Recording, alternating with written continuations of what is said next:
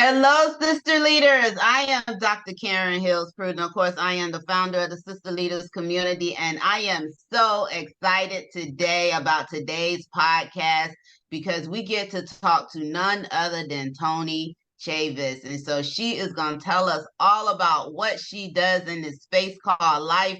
And we're just going to have an organic conversation based off of what Toni say. And let's get it. Let's get it. Let's go. So Toni, welcome to the Sister Leaders podcast. Well, thank you, Dr. Karen Hills Pruden. It is a pleasure and an honor to be here with you today. I am Toni Chavis, and I am the CEO of Courageous Woman Rise Up. And our mission is to empower high-level professional women who've endured pain, trauma, domestic violence, and various other traumas to effectively learn how to manage their stress, conquer chronic health conditions, and embrace a holistic mindset and lifestyle in order to live a fulfilled and successful life, both personally and professionally.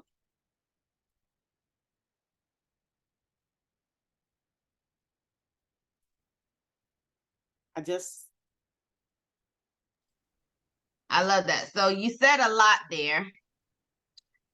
Trauma.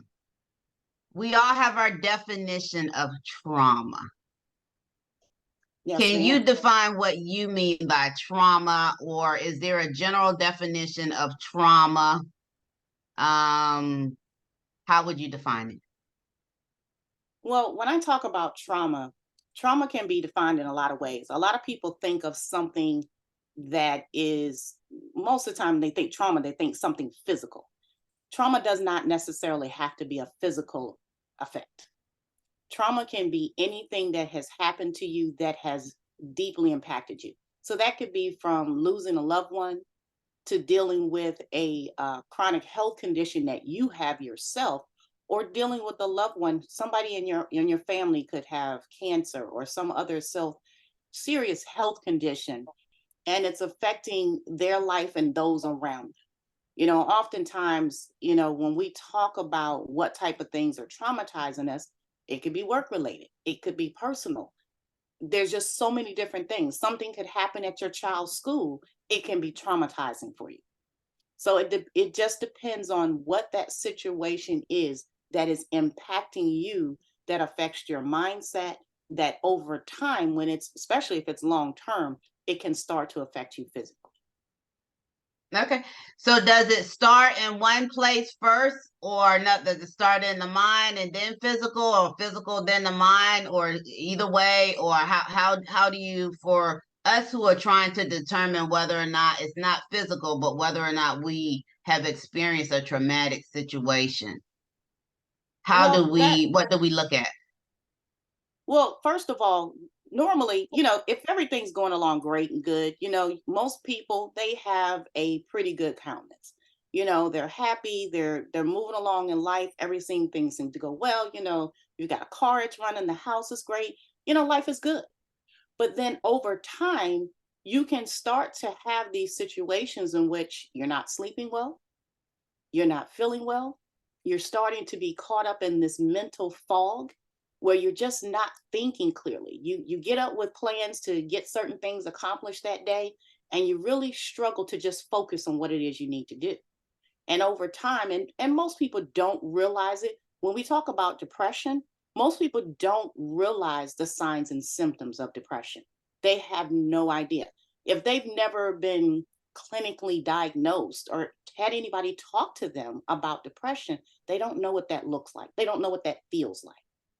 But that's where it starts. It can be a physical thing that hits you first, or it may start out as just a simple, like I said, mental focus and clarity, that it just starts to fade and you start to struggle just to get through every day.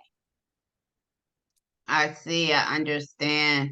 So if I was in the presence of someone who I thought was going through some type of trauma or depression, what do you recommend? What do I do or say first? Or is that do I give them a number, or do I try to talk to them, or how do I let them know that I identify a change in them that may be associated with some form of depression? Well, I think in a lot of cases, it's going to depend on what it is that's affecting them. There's not necessarily like one number that you can say, well, I think this person might be depressed, so I'm going to give them this phone number to a domestic violence hotline. Or it could be to, is there a depression hotline for somebody to talk to? If there's somebody who's thinking about suicide, there's hotline numbers for different things, but you really would have to probably connect with this person in a way to kind of know what's the crux of their issue, what's feeding it. So it could be Mm-hmm. so many different things. And this is where in my Courageous Woman Rise Up, what is the biggest focus is most times, most professional women, if you're out here, you're the boss, you're the CEO, whatever you're going through, 9 times out of 10, there's nobody really for you to talk to because you're not going to talk to your subordinates about it. A lot of times you're not going to talk to your coworkers about it because you don't want to be seen as weak. You don't want to seem as though you don't have it together. Now you're in there crushing it every day. You're doing exactly what you need to do. You show up, you look good, you handle the job, you handle the business. But by the end of your day, when I say you are flagged out and exhausted, you are worn out because you have put all your energy into pulling it together and making it look good. But inside, you're falling apart.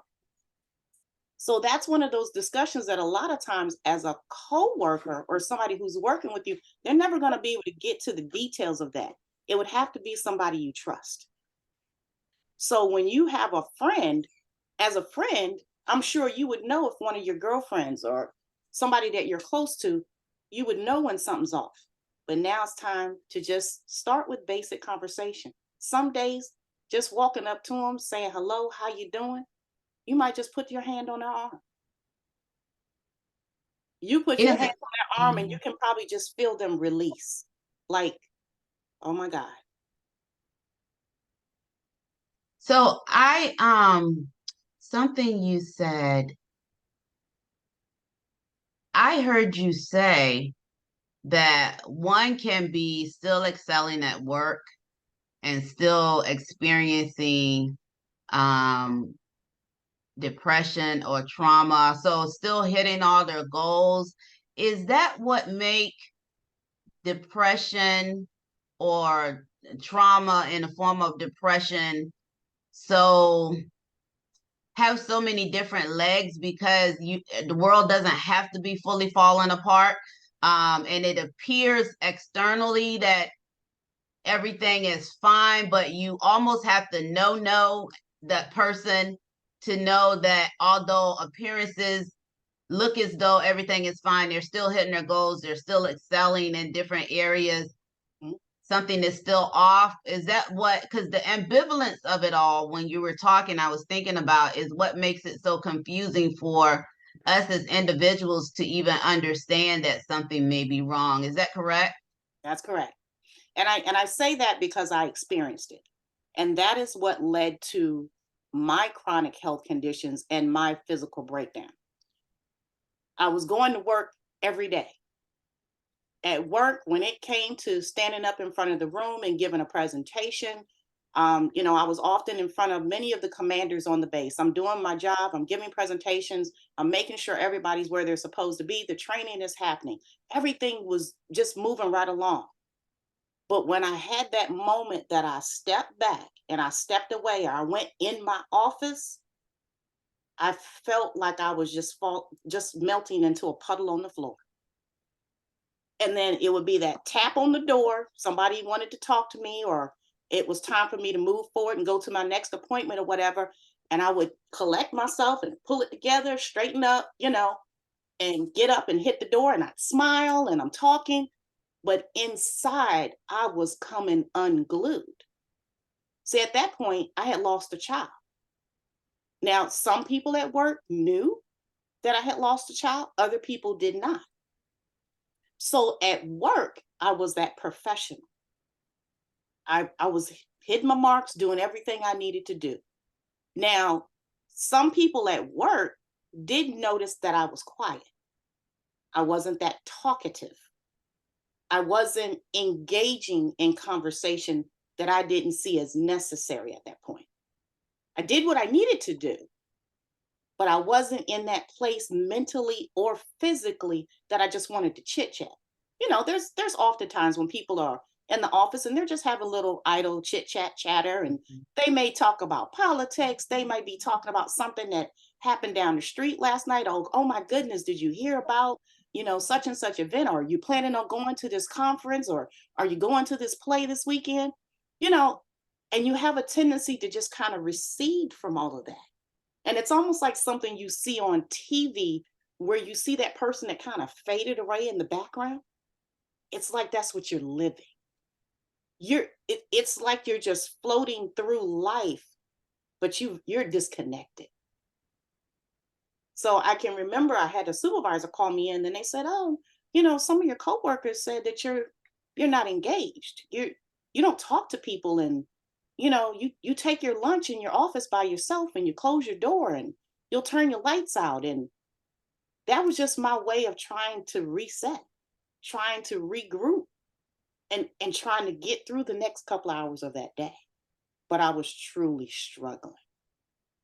And it was odd because I went to a doctor's appointment to pick up a medication for my daughter. And the doctor was talking to me and going over what she needed or whatever. And then he said, "Can I ask you a question?" And I said, "Yes, sir." He said, "Are you doing okay?" And I kind of looked at him and I was like, "Not sure what you mean." He said, "You're a little kind of closed off." Now, this wasn't my regular doctor, he was her doctor.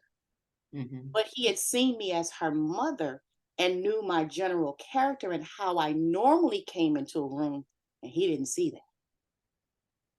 So he wasn't a person that even saw me every day, but he had learned enough about me to know something wasn't right.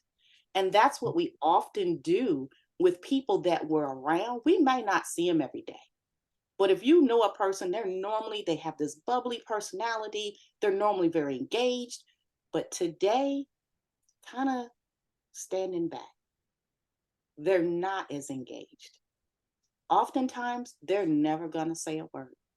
They're not going to say, but that's what makes that, whatever that traumatic situation is that they have been through, that's what makes it even more difficult to pull yourself out of it, because overall, you yourself don't really see it Mhm. because you're in it. But it can take that one person that can walk up and they may not say anything. They might just walk up, like I said, and just simply touch you. And that can be enough to either cause you to have that complete meltdown at that moment, just the sense of touch. A warm hand can all of a sudden just make it all come pouring out. Or if you can make eye contact with that person, sometimes you can look at a person across the room and you can just kind of look at them and you can say, "Are you okay?" And there you go. Here come the Mhm. floodgates. So sometimes it's just a calm word. It can be a touch. It can be anything that will finally draw that person out and get them to open up, and they need to feel whatever it is they're feeling. I've heard people make a comment to somebody, "You need to just get over that and move on." Mhm. No, you can never tell somebody else when it's time to just move on. Because often in the process of trying to move on, you have to address what is eating you on the inside. So, and as women, we are so good at managing everything around us. We're taking care of the kids, we're taking care of the husbands, we're taking care of the family, the parents, you helping out the neighbor. You're just all over the place. You're doing everything. But you yourself, you're struggling. And most of the time, the problem is nobody asks you, "How are you?" We say a greeting when we pass each other, "Hello, how are you today?" But we kind of keep moving. Yeah, and I caught myself years ago. I always said fine, even when I wasn't fine.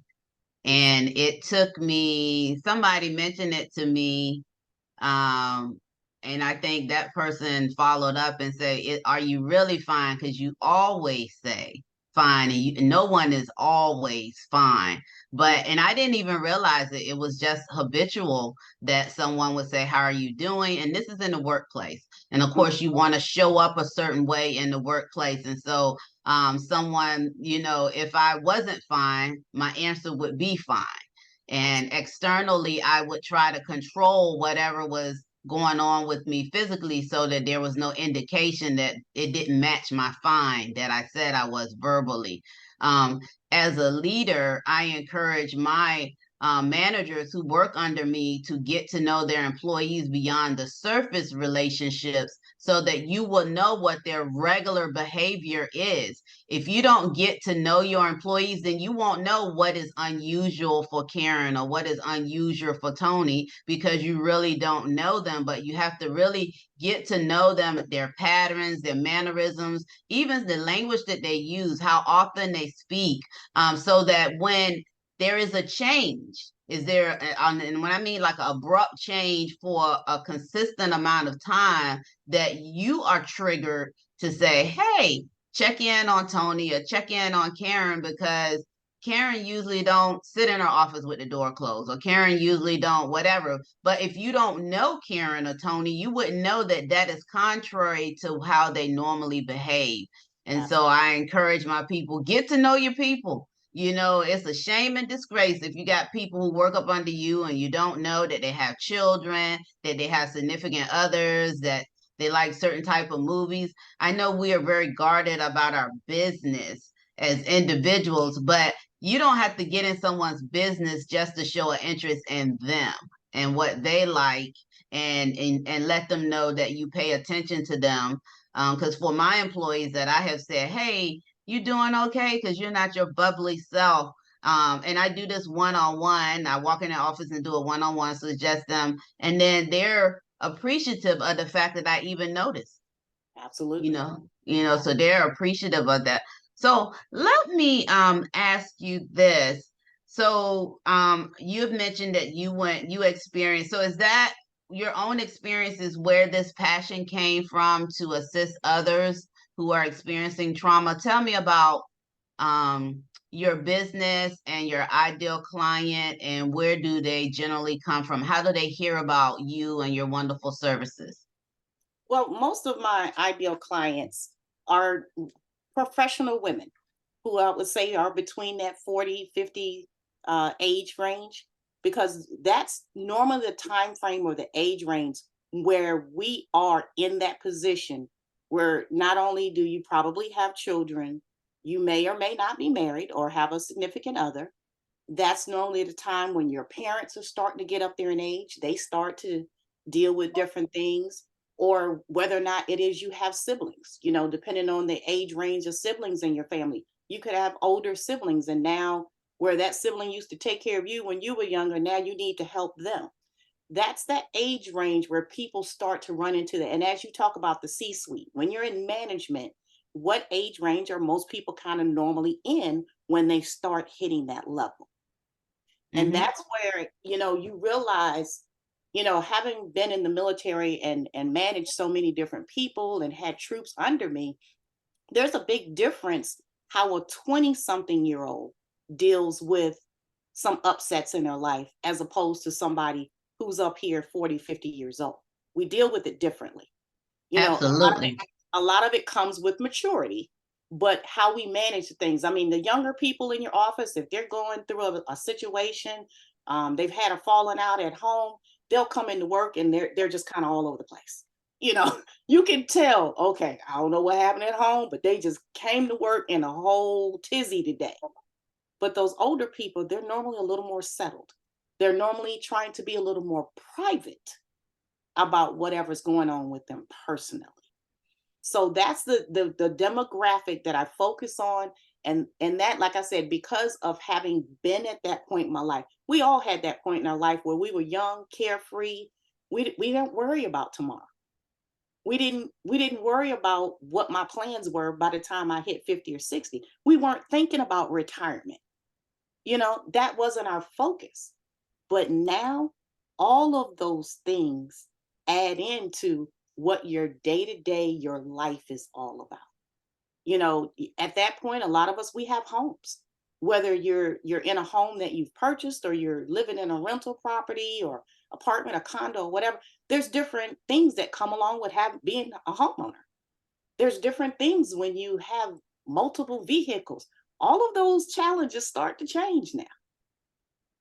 I can remember a day when my daughter called in a complete tizzy because she had a flat tire. And I was like, calm down. It's just a flat tire. There's so many other things that could be going on in life, but she was just in a complete tizzy because she had a flat tire. And it was like, it's okay. It's okay. It can be resolved. We can fix it. No big deal. But having those type of women, and right now I've been connecting with people through social media. I connect with people through professional organizations that I'm part of. So of course, at this point in my life, I've been involved in my community, supporting people as a mentor, as a business mentor. And so I connect with people in a lot of different ways. Just social engagements. We do things like business after hours. So it's a time to just connect with other businesses and locals. Um, no matter what their business is connected to, it's an opportunity where you can get together and you can just talk. I cannot tell you how many times I've been in a room with a group of women, and we just kind of get this talking, and the room is full of people. You got men, women, everybody, little conversations going on all over the room. And for whatever reason, a lot of people tell me they're drawn to me. I'm not sure what that's about, but they'll just come up, complete strangers that I do not know.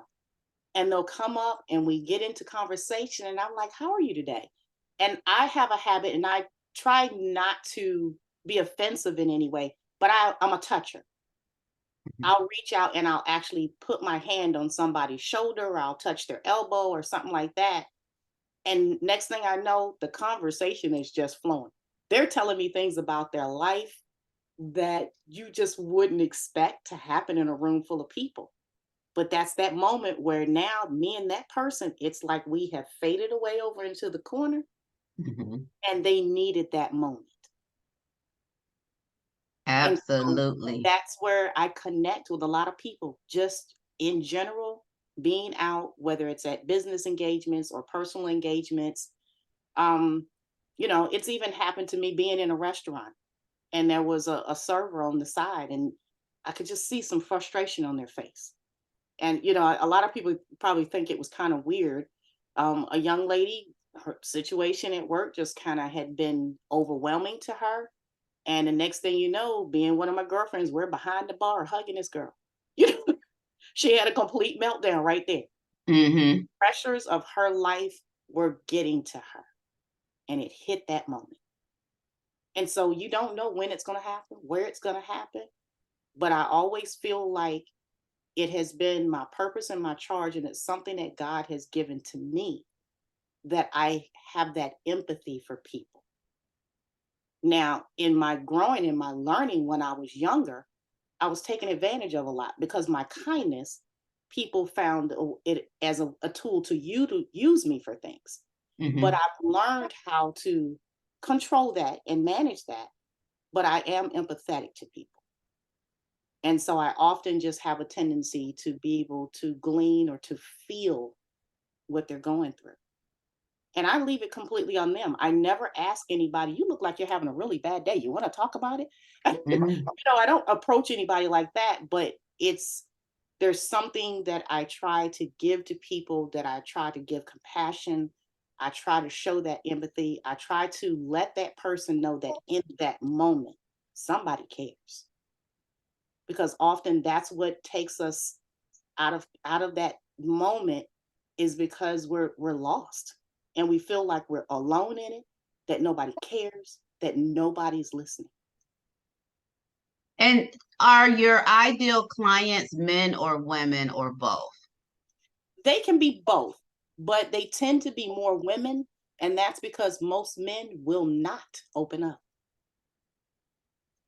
So what does it take to get a man or help a man or assist a man to open up if you are close to that individual and you feel like it may benefit them to do so? I tell you what's kind of funny. I have a tendency to connect with more men when they haven't seen me.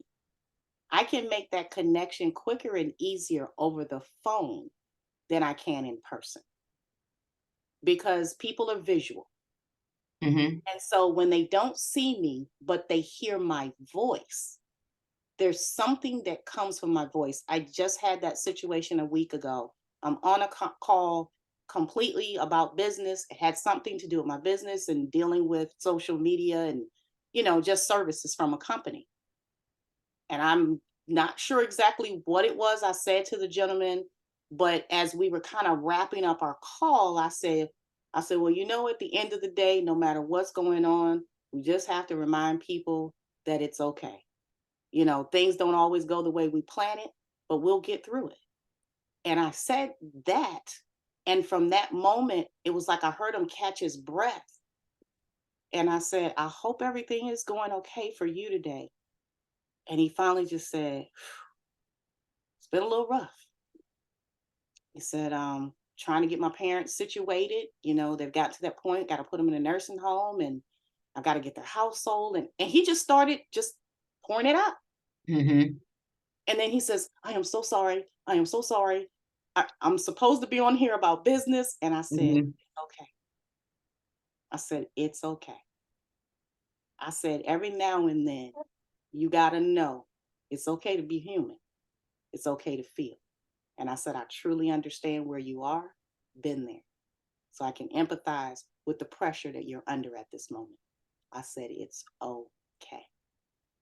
And he was just like, wow. He was just said, thank you so much.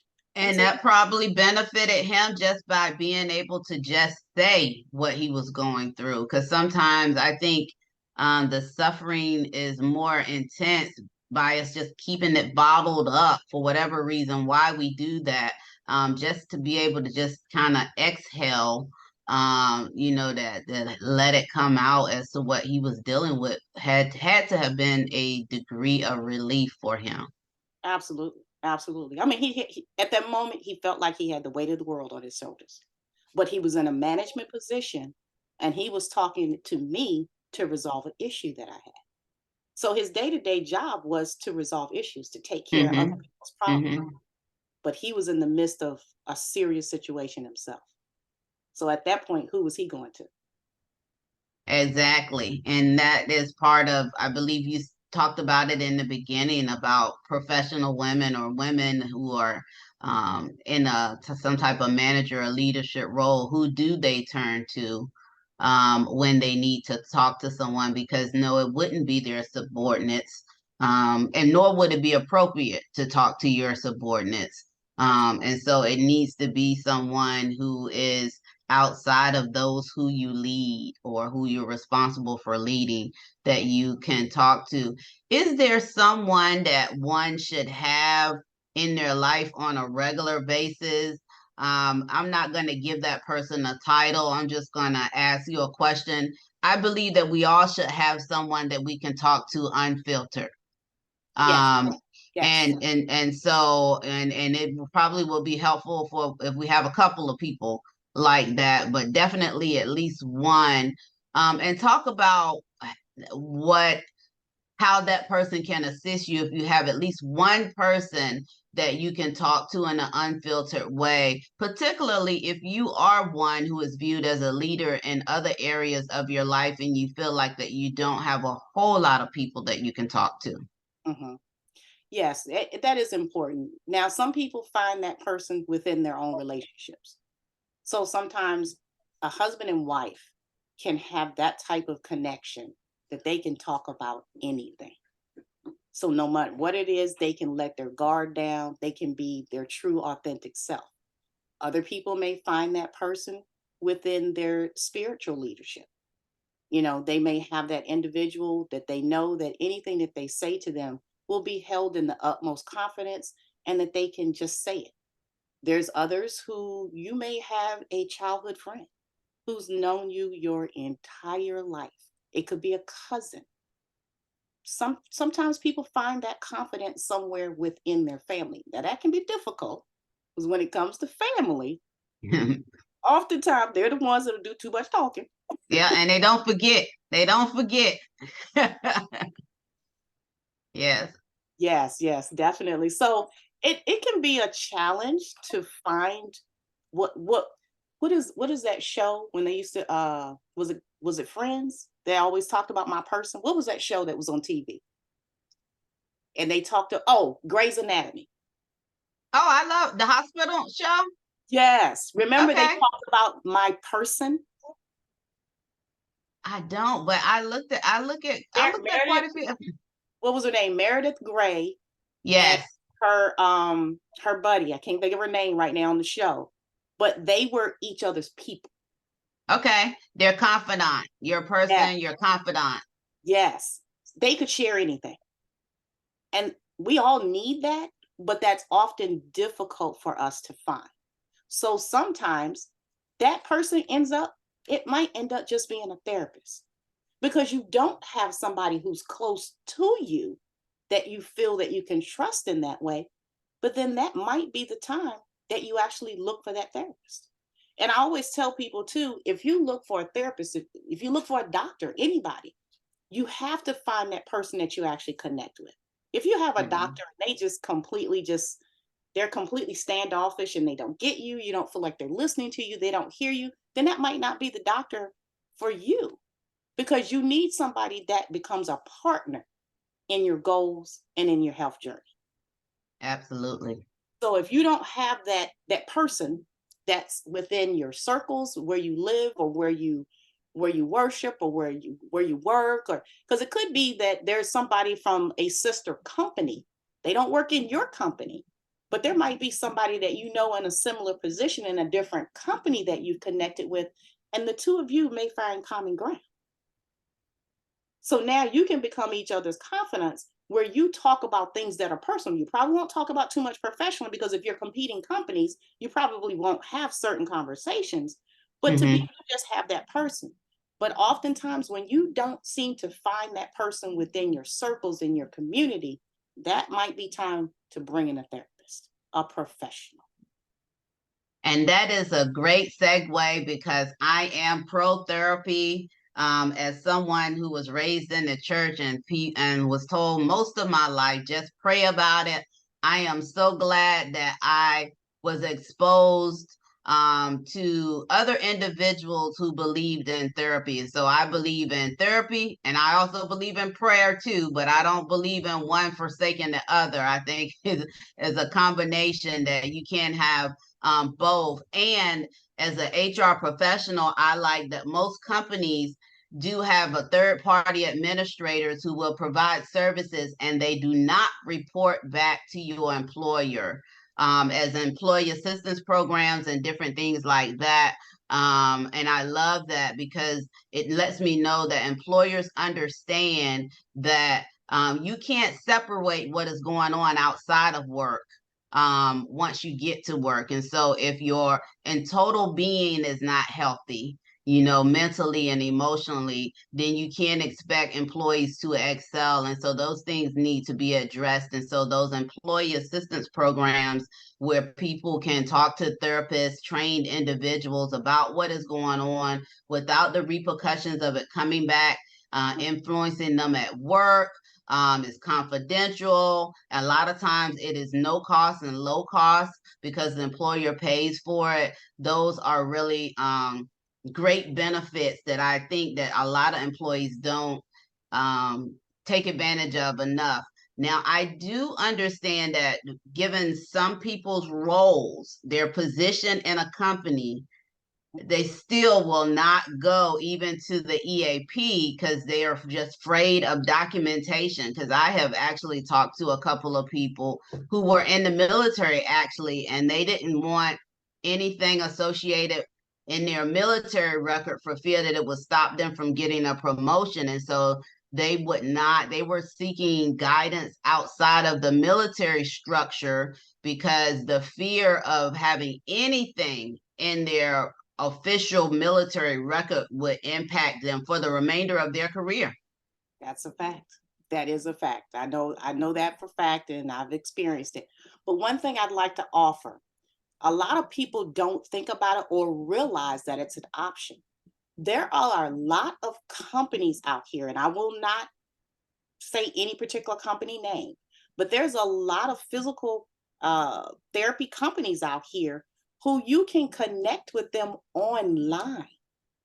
So you don't even have to be seen going to a therapist's office.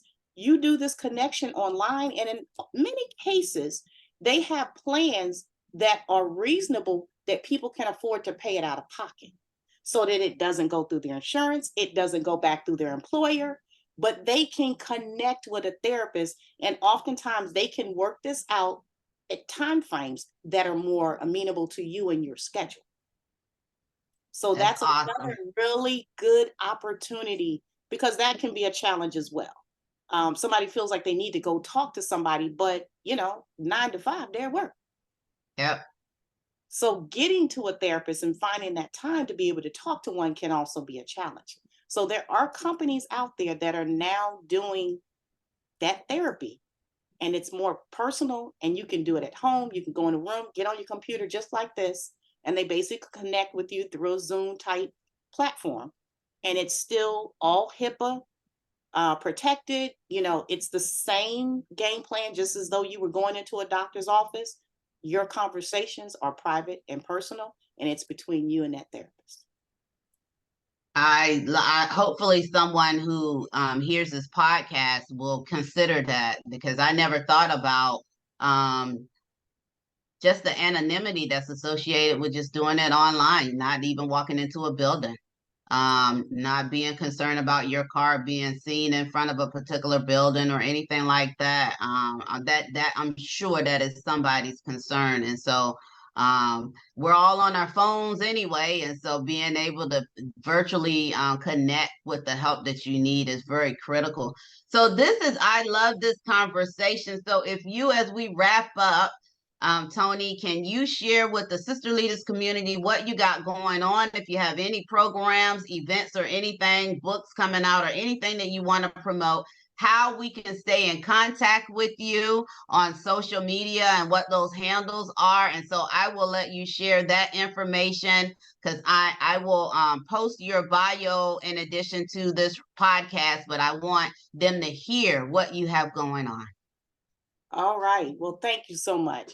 First of all, anybody can connect with me, one, through my website, www.courageouswomanriseup.com. And Courageous Woman Rise Up is my motto. That is the name of my organization. If you're looking for me, if you Google Courageous Woman Rise Up, I'm on Instagram, I'm on Facebook, and we also have a private Facebook group, Courageous Woman Rise Up. And we created that Facebook group primarily just for what we're talking about. It's a closed group, and it's an area where women can come and feel comfortable and protected, and they will find somebody else within that group who shares their concerns or their issues. And so it gives you a safe space to be able to talk to other women and have conversations about things that you might not otherwise have. But what I love about it is it's bringing women together from around the world. Our problems are not just our own. Somebody else shares your story. I So love that. Women Rise Up always gives you an opportunity to connect. It gives you a safe space to talk, to feel, to be loved on, and to connect with somebody else who will understand what you are experiencing just like that. Awesome. I am so excited. So, Toni, thank you so much. And of course, you are a member of the Sister Leaders community, so you can also find her within the Sister Leaders community. But make sure that you touch base with Toni and her community. And this has been a very informative, and for me, it's like a heartfelt conversation, because many times individuals, particularly those in leadership, feel as though they don't have anyone to talk to. And And I truly believe that at times in our lives, a lot of us are walking around undiagnosed, maybe depressed. Yes. Not formally. I believe when I was younger, although I've never been diagnosed with anything, I believe when I was younger, I would get in I call it a funk. And how I know I was in a funk was I would wear the same maybe 6 or 7 outfits over and over again.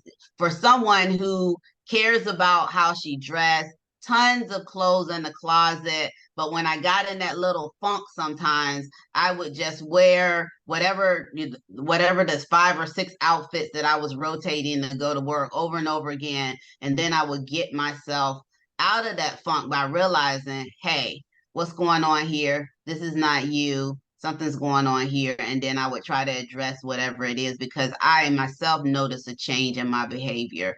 And so I really do believe that sometimes in our lives we are walking around, haven't been formally diagnosed, but we are experiencing some form of depression, and could be even some form of trauma, although not formally diagnosed, but still needs to be addressed before it gets thoroughly out of hand, and requires a formal diagnosis. Absolutely, absolutely. And just to share just a little bit also, I do have a book out there called A Diamond Born of Fortitude.